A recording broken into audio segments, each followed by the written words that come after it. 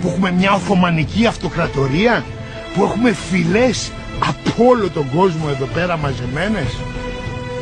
Μπορεί να ήταν Αλβανοί, χριστιανοί, Ορθόδοξοι, μπορεί να μην μιλάγανε ελληνικά, δεν ξέραν την Ελλάδα σίγουρα, και αν παλέψανε για την ελευθερία, την ελευθερία τους, την ελευθερία αυτού εδώ του τόπου.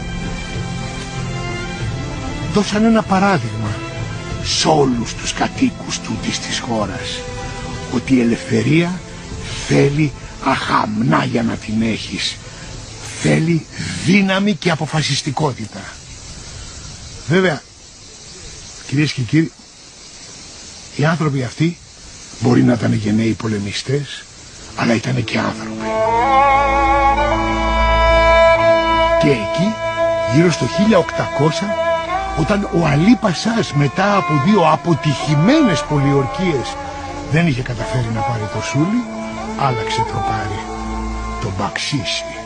Αλλοιώσανε συνειδήσεις, κάναν τους Σουλιώτες να τσακωθούν μεταξύ τους και ο ένας να μισήσει τον άλλο. Δεν αργούσε η πτώση.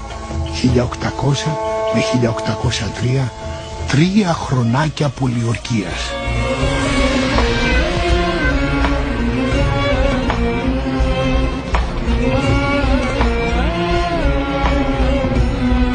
Ο Αλή βολιδοσκόπησε τα πράγματα.